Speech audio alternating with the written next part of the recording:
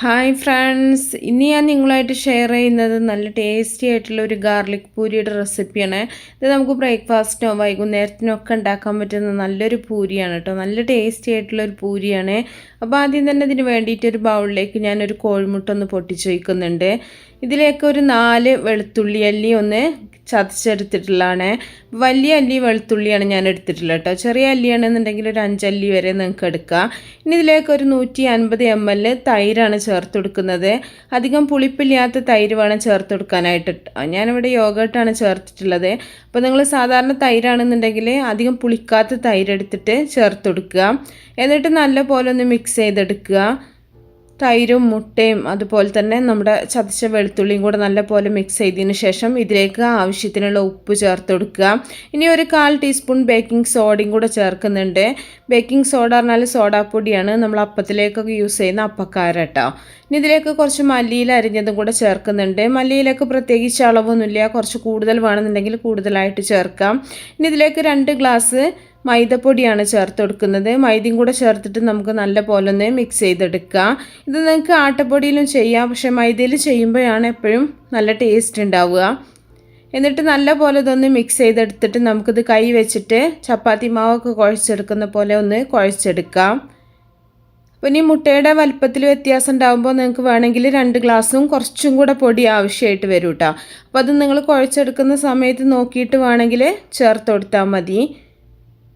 അപ്പോൾ ഇതുപോലെ ഒന്ന് കുഴച്ചെടുക്കുക. ഇനി ഇത് നമുക്ക് മാവ് റെസ്റ്റ് ചെയ്യാൻ വെക്കേണ്ട ആവശ്യമൊന്നുമില്ല. ആ ഒരു സമയത്ത് തന്നെ നമുക്ക് ഇതിന് ഒരു പകുതി എടുത്തിട്ട് ഇതുപോലെ ഒന്ന് ചപ്പാത്തി പരത്തിയെടുക്കുന്ന പോലെ കുറച്ച് പൊടി ഇട്ടിട്ടൊന്ന് പരത്തിയെടുക്കുക. അപ്പോൾ ഒരുപാട് കനം കുറച്ചിട്ട് പരത്തിയെടുക്കരുത്, കുറച്ച് കനത്തോട് കൂടി തന്നെ പരത്തിയിട്ട് ഏതെങ്കിലും ഒരു പാത്രം വെച്ചിട്ട് നമുക്കിതുപോലെ ഒന്ന് മുറിച്ചെടുക്കാം. അപ്പോൾ ഞാനിവിടെ ഒരു ടിന്നിൻ്റെ അടപ്പ് വെച്ചിട്ടാണ് മുറിച്ചെടുക്കുന്നത് കേട്ടോ. അപ്പോൾ നിങ്ങൾക്ക് ചെറുതോ വലുതോ നിങ്ങളുടെ ഇഷ്ടത്തിനനുസരിച്ചിട്ട് മുറിച്ചെടുക്കാം. ഞാൻ ചെറിയ പൂരിയുടെ വലുപ്പത്തിലാണ് ഇത് മുറിച്ചെടുത്തിട്ടുള്ളത്. അപ്പോൾ നമ്മൾ പൂരിയുടെ അത്രയും കനം കുറച്ചിട്ടുള്ളത് പരത്തിയെടുക്കാം കേട്ടോ. കുറച്ച് കനത്തോട് കൂടിയാണ് നമ്മളിത് മുറിച്ചെടുക്കേണ്ടത്. ഇനി ഇത് നമുക്ക് ചൂടായിട്ടുള്ള ഓയിലിൽ ഫ്രൈ ചെയ്തിട്ടെടുക്കാം. ഒരുപാട് ഓയിൽ മുങ്ങിക്കിടക്കേണ്ട ആവശ്യമില്ല, എന്നാൽ കുറച്ച് ഓയിൽ വേണം. അപ്പോൾ ഓയിലൊന്ന് ചൂടായി വരുന്ന സമയത്ത് നമുക്ക് ഓരോന്നും ഇട്ടിട്ട് ഇതുപോലെ ഫ്രൈ ആക്കിയെടുക്കാം. അപ്പോൾ ചെറിയ തീയിൽ വെച്ചിട്ട് വേണം നിങ്ങളിത് ഫ്രൈ ആക്കി എടുക്കാനായിട്ട് കേട്ടോ. അപ്പോൾ നല്ല പോലെ തന്നെ പൊങ്ങി വരും. ഉള്ളൊക്കെ നല്ല സോഫ്റ്റായിട്ട് ബണ്ണൊക്കെ പോലെ ഉള്ള നിങ്ങൾക്ക് കിട്ടും.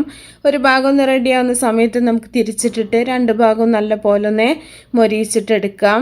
അപ്പോൾ ഇത് ഫ്രൈ ആക്കുന്ന സമയത്ത് തന്നെ നല്ലൊരു സ്മെല്ലാണ് കേട്ടോ. നമ്മളിത് വെളുത്തുള്ളിയൊക്കെ ചേർത്ത കാരണം തന്നെ നല്ല ടേസ്റ്റി ആയിട്ടുള്ളൊരു സ്മെല്ലാണ്. ഇപ്പോൾ 2 ഭാഗവും ആയിട്ട് നമുക്കിത് ഓയിലിൽ നിന്ന് കോരി മാറ്റാം.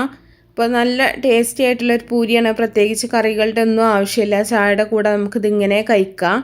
ഇല്ലയെന്നുണ്ടെങ്കിൽ നിങ്ങൾക്ക് മയണൈസൊക്കെ കൂട്ടി കഴിക്കുകയാണെങ്കിലും നല്ല ടേസ്റ്റാണ് കേട്ടോ. അപ്പോൾ എല്ലാം ഞാനിത് ഓയിലിൽ നിന്ന് കോരി മാറ്റിയിട്ട് ബാക്കിയുള്ളതും ഇതുപോലെ തന്നെ ഫ്രൈ ആക്കി എടുക്കുന്നുണ്ട്. അപ്പോൾ നമ്മൾ മുഴുവനും ഫ്രൈ ആക്കി എടുക്കുന്നൊന്നും കാണിക്കണില്ല. അപ്പോൾ നല്ല ടേസ്റ്റി ആയിട്ടുള്ള അതുപോലെ നല്ല സോഫ്റ്റ് ആയിട്ടുള്ള ഒരു പൂരിയാണിത്. സാധാരണ നമ്മൾ പൂരി പോലെയല്ല, കുറച്ച് കനത്തോട് കൂടി ഉള്ളിലൊക്കെ നല്ലൊരു ബണ്ണിൻ്റെ പോലെയാണ് ഇത് ഉണ്ടാവുക.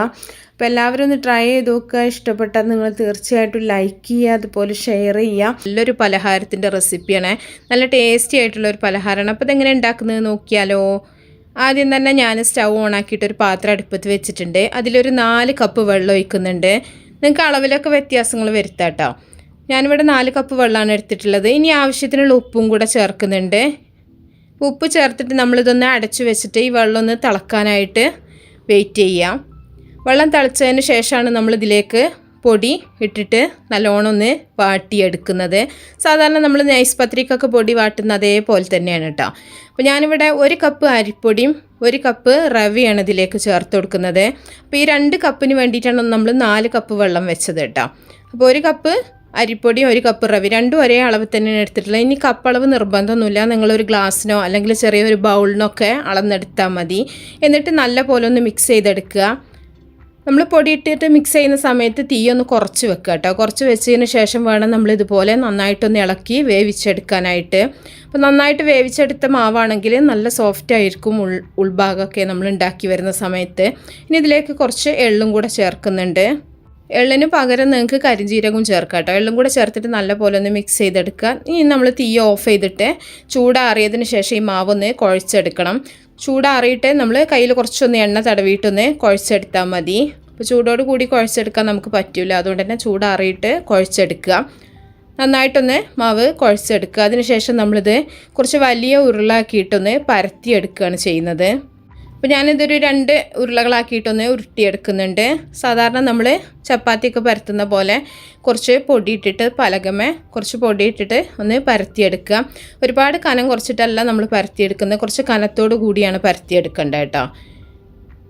അപ്പോൾ നമ്മൾ നന്നായിട്ടൊന്ന് ഉരുട്ടിയതിന് ശേഷം ഇതുപോലെ നമ്മുടെ ചപ്പാത്തി കുഴൽ വെച്ചിട്ട് നല്ലപോലെ ഒന്ന് പരത്തിയെടുക്കുക. അപ്പോൾ ഇത്രയും പരത്തി എടുത്താൽ മതി, ഒരുപാട് തിന്നാക്കരുത്. അതിന് ശേഷം നമ്മൾ ഏത് ഷേപ്പിൽ വേണമെങ്കിലും നിങ്ങൾക്കിത് മുറിച്ചെടുക്കാം. ഞാനിവിടെ ഒരു ടിന്നിൻ്റെ അടപ്പ് വെച്ചിട്ട് ഇതുപോലെ ഒന്ന് കട്ട് ചെയ്തെടുക്കുന്നുണ്ട്. അപ്പോൾ ഇതുപോലെ ഏതെങ്കിലും ചെറുതോ വലുതോ ആയിട്ടുള്ള അടപ്പ് വെച്ചിട്ട് നിങ്ങൾക്ക് ഇതുപോലെ ഒന്ന് മുറിച്ചെടുത്താൽ മതി. അപ്പോൾ ഈ ഒരു കനത്തിലാണ് ഞാനിവിടെ പരത്തി എടുത്തിട്ടുള്ളത്. ഇനി ഇത് നമുക്ക് നല്ല ചൂടായിട്ടുള്ള വെളിച്ചെണ്ണയിൽ നമ്മളിത് ഫ്രൈ ആക്കി എടുക്കുകയാണ് ചെയ്യുന്നത്. വെളിച്ചെണ്ണയിലോ ഓയിലിലോ നിങ്ങൾക്ക് ഫ്രൈ ചെയ്തെടുക്കാം. ഞാനിവിടെ വെളിച്ചെണ്ണയിലാണ് ഫ്രൈ ചെയ്യുന്നത്. നന്നായിട്ട് ചൂടായിട്ടുള്ള ഓയിലിൽ വേണം ഫ്രൈ ആക്കാൻ കേട്ടോ. ഇതിന്നൊരു 16 ഈ ഒരു അളവിൽ ഞാൻ ഉണ്ടാക്കിയെടുത്തിട്ടുണ്ട്. അപ്പോൾ നല്ല ചൂടായതിന് ശേഷം നമ്മളിത് ഓരോന്നായിട്ട് ഇട്ടതിന് ശേഷം 2 ഭാഗം നല്ല പോലെ ഒന്ന് മൊരിഞ്ഞതിന് ശേഷം നമ്മളിത് കോരിയെടുക്കുക. പ്രത്യേകിച്ച് പണിയൊന്നുമില്ല, വളരെ ഈസി ആയിട്ട് ഉണ്ടാക്കാൻ പറ്റും. അപ്പോൾ ഇത് നല്ല ബീഫ് റോസ്റ്റിൻ്റെ കൂടെ ചിക്കൻ അതിന് കൂടെ നല്ലൊരു കോമ്പിനേഷനാണ് കേട്ടോ. അപ്പോൾ വെജിറ്റേറിയൻസ് വയ്ക്കും എന്തിൻ്റെ കൂടെയാവും ടേസ്റ്റ് എന്ന്. ഇതിനി വെറുതെ കഴിക്കാനും നല്ല ടേസ്റ്റാണ്, ചായയുടെ കൂടെ കോഫിയുടെ കൂടെ ഒക്കെ കഴിക്കാൻ നല്ല ടേസ്റ്റാണ്. അപ്പോൾ 2 ഭാഗം നല്ല പോലെ ആയതിനു ശേഷം ഞാനിത് ഓയിലിൽ നിന്ന് കോരി മാറ്റിയിട്ടുണ്ട്. അപ്പോൾ ബാക്കിയുള്ളതൊക്കെ നമുക്കിതുപോലെ തന്നെ ഫ്രൈ ആക്കി എടുക്കാം. നല്ല ചൂടായിട്ടുള്ള ഓയിൽ വേണം കേട്ടോ. എന്നാൽ എണ്ണയൊന്നും കുടിക്കൂല. എല്ലാവരും വിചാരിക്കും എണ്ണ കുടിക്കും അരിപ്പൊടിയായത് കാരണം എണ്ണയൊന്നും കുടിക്കൂല. നല്ല എളുപ്പത്തിൽ ഉണ്ടാക്കിയെടുക്കാനും പറ്റും, നല്ല ടേസ്റ്റുമാണ്. ഇപ്പോൾ ബാക്കിയെല്ലാം നമ്മളിതുപോലെ തന്നെ ഫ്രൈ ആക്കി എടുത്തിട്ടുണ്ട്. അപ്പോൾ എല്ലാവരും ഒന്ന് ട്രൈ ചെയ്ത് നോക്കുക കേട്ടോ. ഇത് ബ്രേക്ക്ഫാസ്റ്റിനോ അല്ലെങ്കിൽ നിങ്ങൾക്ക് വൈകുന്നേരം ചായയുടെ കൂടെ വെറുതെ കഴിക്കാനോ ഒക്കെ നല്ല ടേസ്റ്റാണ്. ഇഷ്ടപ്പെട്ടാൽ തീർച്ചയായിട്ടും ലൈക്ക് ചെയ്യുക, ഷെയർ ചെയ്യുക, മാക്സിമം സപ്പോർട്ട് ചെയ്യുക. അപ്പോൾ നല്ല റെസിപ്പികളൊക്കെ ആയിട്ട് നമുക്ക് അടുത്തൊരു വീഡിയോയിൽ കാണാം. ഓക്കേ.